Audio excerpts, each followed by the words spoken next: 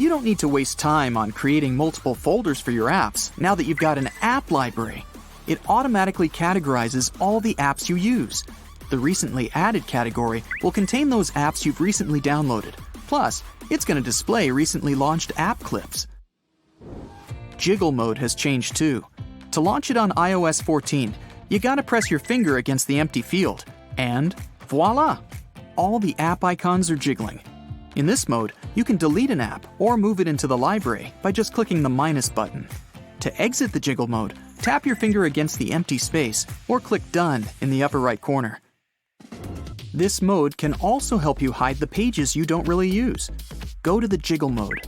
Press the bar with dots, one dot equals one page, and you'll see the screen with all the pages displayed separately. Remove the ticks from the pages you want to hide. Hit Done, and there you go.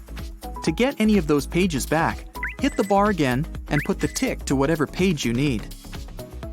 Now you can set the default app for your browser or mail. Go to Settings and scroll down until you see the app you want to be your default internet or mail app. When you tap the settings, you'll see the default browser app section. Tap it and choose the one you want from the list. iOS 14 has one more cool feature that lets you hide your recently deleted Photos folder. Go to Settings and choose the Photos section. Scroll down until you see the Hidden Albums section. If you activate the Hidden Album button, anyone with access to your phone will be able to see them. A fun yet super important new feature is hand washing. If you have an Apple Watch, it'll detect you washing your hands and make sure you do that for at least 20 seconds. You can also get hand washing reminders. It'll send you a notification if you don't wash your hands within a few minutes of returning home. iMessages got updated too. Now you can pin up to 9 message threads to keep the most frequently used contacts at the top of the list all the time. You can also mention people in conversations to direct a message to some particular member in the group. You can also filter unknown senders. Notify Me section in the messages allows you to get notifications in messages whenever you're mentioned, even if you muted the conversation. It's great if most of your chats are muted. You won't miss important messages, but you won't have to filter through tons of stuff you don't need. As for some other new features in iMessages, Memojis changed as well. 11 new hairstyles and 19 new headwear styles were added to customize your Memoji. You can send hugs and blush with new stickers. Aww. Oops, bad news for interpreters and translators. Conversation mode can split the screen into 2 parts, detecting the language that's being spoken on one side of the screen and translating it on the other side. 11 languages are supported in total. And yeah, it works perfectly offline, so your conversations are sure to stay completely private. Some updates were made for the weather app too. Now we've got a minute-by-minute forecast about how intense the rain or snow will be over the coming hour in the US. Also, in the US, Europe, Japan, Canada, and Australia, there will be display alerts for all the severe weather conditions, such as tornadoes, storms, and floods. The video quality for FaceTime calls improved, and now it's up to 1080p resolution. Sorry, only for iPhone 10 or newer. The best feature is eye contact. Now the phone adjusts the video to the position of your eyes to make video calls even more natural, especially when you're looking at the screen and not at the camera. In iOS 14, you can assign reminders to the people you share various lists with. Another feature for reminders is Smart Suggestion. It lets you add dates, times, and places with a single tap. Apple Cash has a family mode now, so you can add up to 5 family members under 18. Whenever you want to share some money with some of your relatives, you can do that through messages. You'll also get all the purchase and person-to-person payment notifications. A lot has been done to the camera. You'll probably never notice it, but now it takes even less time to take a shot thanks to the improved shot-to-shot performance. Night mode is updated too to enhance the night photos experience. Another cool feature for selfies, the front camera is now mirrored, so any selfie of yours will match the shot the front camera can make. All the iPhones have an inbuilt QR reader, no matter if it's a good old retro iPhone 5 or a brand new iPhone 12. The improved QR reader for iOS 14 can scan almost any code, even if it's tiny or wrapped around some object. As for music, you can discover your favorite tracks, and autoplay mode's gonna look for some similar songs you might like. There are also a bunch of new filters to search through your library faster than ever. Spatial audio is basically the 3D sound that gives you a really immersive experience. To enable this feature, go to the Bluetooth section, tap the I next to your AirPods, yeah, it works only together with them, and hit the spatial audio button. Also, check the accessibility section. You need to hit the Follow iPhone button to make sure it all works. Now, one reason why your 1% battery might last a long time is that your phone's playing it safe. It has 1% battery left for you to use Wi-Fi, Bluetooth, stream a movie, all while downloading a system update. But if you're just scrolling your feed, 1% is going to last a while. There's also a bit of psychology in it. When you see that your phone's about to turn off, it kind of encourages you to plug it in ASAP. By the way, modern batteries can't be fully charged or fully drained. If you live somewhere cold and your iPhone keeps turning off whenever it's below zero outside, go to Settings, Battery, and check the battery health. If it's less than 85%, you might want to think about changing the battery. Otherwise, it'll turn off every time you leave the house. Ouch! Even if you just upgraded your old phone to a brand new one, don't forget to charge your old buddy regularly. Lack of charge may impact battery life. As long as you want to keep your old phone just in case, make sure you charge it at least a few times a year. Same goes for old game consoles and laptops. Embrace the dark mode if you want your phone to keep its charge as long as possible. The brighter your background is, the more energy it eats up. If you have dark mode installed, it'll use less power. If your laptop is a Mac and it has a backlit keyboard, change your settings to save some battery. Whenever you're not using your keyboard, the backlight should power off. Go to Keyboard Settings and choose how long you want the keyboard to stay on for. I have mine on for 5 seconds. To boost your Android, just turn off your data when you don't need it. If you disable the always-on mobile data, you'll have a longer battery cycle. Other things you can do are reduce brightness, opt for wired headphones instead of Bluetooth ones, and switch to airplane mode when you don't need active data. The last 20% of a battery takes longer to charge than the rest. That's because lithium-ion batteries are kind of complex. When the battery's low, the charger supplies a fixed current.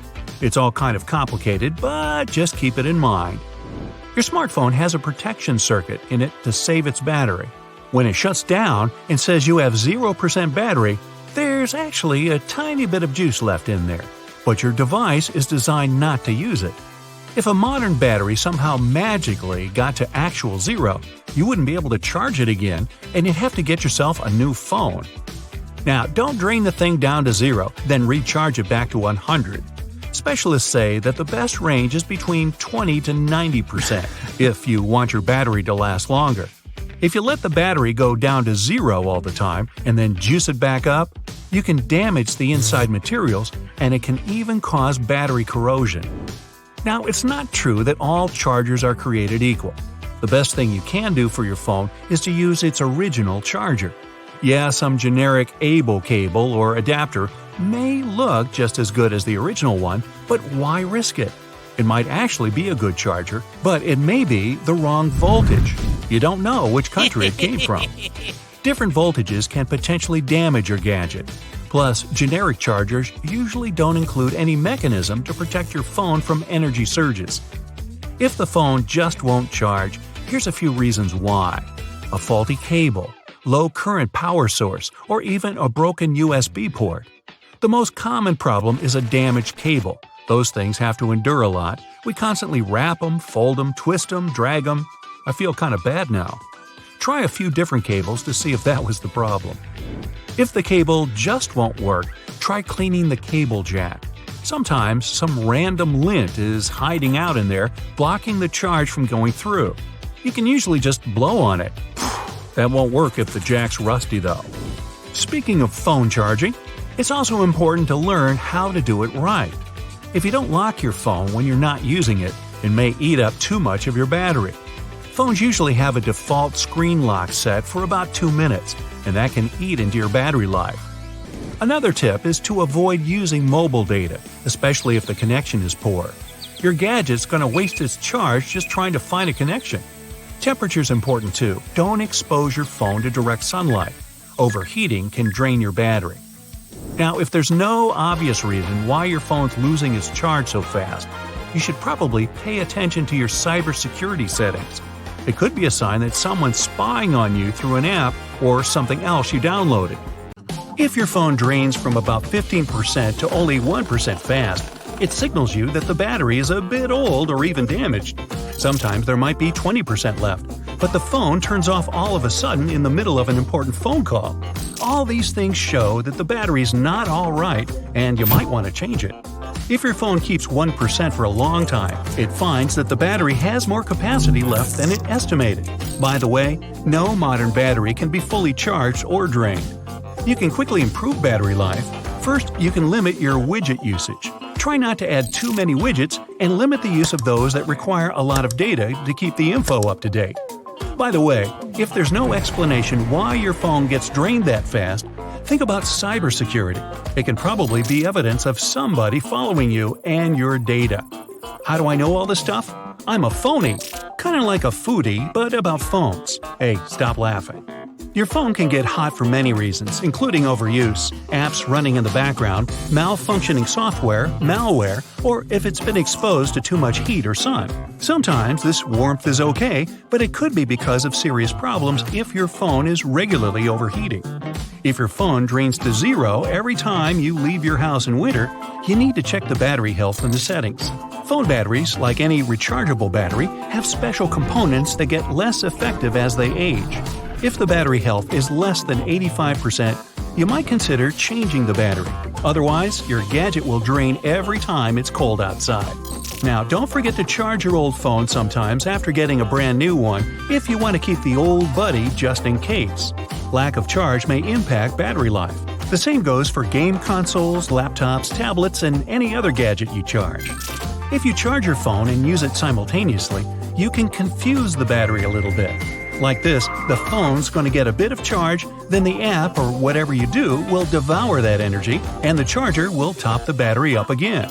These short cycles tire the battery and shorten the lifespan. You can also optimize your battery by closing all those apps you open once in a while and forget to close. Some apps are especially hungry for your phone longevity. Most of them are what we'll call famous social media. Still, it works perfectly with Androids only. If you have an iPhone, it makes no difference how many apps are running in the background unless these are social media apps. Battery pigs, I say. Also, no app can help you make your battery drain slower, so those that check storage usage and help clean the phone memory never come in handy. Now, you can do all the things I just mentioned yourself. iPhone users know their phones run out of memory fast, and even if you delete some files, it doesn't help. Go to Settings, iPhone Storage, and make sure that recently deleted photos are actually deleted. If not, delete them in the storage sections. Note that your messages can contain heavy files, so you can restrict how long the message can be stored if you have an iPhone. In the message history, tap the Keep Messages button. It's forever by default, but you can keep them for 1 year or even only 30 days. Don't forget to refresh your phone's operative memory to make it work better and faster. For iPhones, go to Setting, General, Accessibility, Assistive Touch, and turn it on. Press plus, then minus, and then the power button. You'll see the power off bar. Press the assistive touch and hold the home button. Voila! If you see the Enter Pass notification after you did it, it means you did it all right. It's much easier with Androids though, since some of them have the Clear Memory button in the RAM section. It would be best if you didn't charge your phone in a car. Cars usually have less electricity than any phone needs to get a full charge. If you use a low-power USB port, your gadget starts swallowing up power at a much faster rate than the port can handle. It can even damage your charger. In the end, your phone will get barely any charge at all. If you're noticing that your computer is getting slower as time goes by, try checking its temporary cache. On a Mac, you can do it by pressing Command plus Shift plus G on the home screen. This will open a command window that will offer you to go to a specific folder of your choice. From there, type in exactly this: ~/library/caches. The tilde symbol stands for the Home folder, just so you know. The window that opens will show you a lot of files and folders that were created by various apps in the past. Check the size of the folder that contains them. If it's less than 1 gigabyte, you can safely leave it be. It doesn't do any harm. But if it's 3 gigabytes or bigger, feel free to delete all the files there, or at least those that take up too much space. Files in the cache folder are basically useless as they only make some processes in specific apps run a bit faster. You don't need most of them, so safely remove them from your Mac. You'll notice your computer running faster altogether from now on. On a Windows PC, press Win plus S to open the search bar, and then type %temp% in it. You'll see the temp folder where all the temporary app files will be contained. Again, check the size, and if it's too large, just clean it up. Another reason for your computer to take way too long to get going is that you might have too many programs running at startup. For Windows users, click Ctrl plus Shift plus Escape to open the Task Manager. Then, go to the Startup tab and choose which programs you want to launch with your system. For Mac OS, go to System Preferences, click on Users and Groups, and select your user. After that, click on the Login Items tab. You can remove or hide startup applications from here. But before you start turning off all your startup programs, make sure you do your research first, because some processes might be needed by third-party programs you have installed. A useful key combination if the dock on your MacBook annoys you: press Command plus Option plus D, and the dock panel will disappear. Click again, and the panel will reappear. A quick and easy way to draw the Apple logo in any text editor: press the Option plus Shift plus K keys, and the company icon will appear. It only works on an English keyboard layout. On Windows and Mac OS, you may turn on the typing dictation function. On Mac, System Preferences, Keyboard, and Dictation. On Windows, dictation is installed using Ease of Access, then Speech. Then press Win plus H whenever you want to dictate text. The program you're working in just froze, and it's not responding to anything. You're clicking, crying, cursing, nada. There are a few ways to fix this problem. One of them is to use Ctrl plus Shift plus Escape. This will bring up the Task Manager window. Now you can select the program causing all that fuss and press End Task. If you're on a Mac, then try Command plus Alt plus Escape. Open one app that you need for your work and press the Windows key plus left arrow. Then, open another app and click the Windows key plus right arrow. Now, two windows are sharing your screen. Checking facts in your academic work while looking directly at your sources? No problem.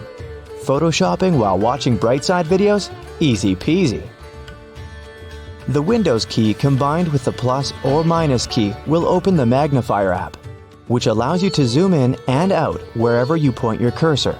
The same goes for Mac OS, but you need to use the combination of Alt, Command, and plus to zoom. Set up Bluetooth, connect with devices in your network, use your PC as a Wi-Fi hotspot, turn notifications on and off. Those and many other functions in newer versions of Windows are available in one place called Action Center. To open it, simultaneously press the Windows key plus A. For Mac users, your notification center is always a click away in the top right-hand corner. If you're proofreading a long text, it can take quite a bit of time because your backspace deletes letters but not whole words. Well, there's a way to delete a text word by word. Just press Ctrl and backspace if you're on Windows. As for Mac OS, it'll be Command plus backspace. If you're desperate to find some information online, but you don't want open separate tabs for each keyword, then just type both of them in with OR written between them. For example, type dictionary or translate into Google search. Just make sure to put OR in all caps. If you're super busy looking for some information online, and then you accidentally close one of those really important tabs. Pressing Ctrl plus Shift plus T will save you. If you're on a Mac, then the shortcut is Command plus Shift plus T. That's it for today. So hey, if you pacified your curiosity, then give the video a like and share it with your friends. Or if you want more, just click on these videos and stay on the bright side.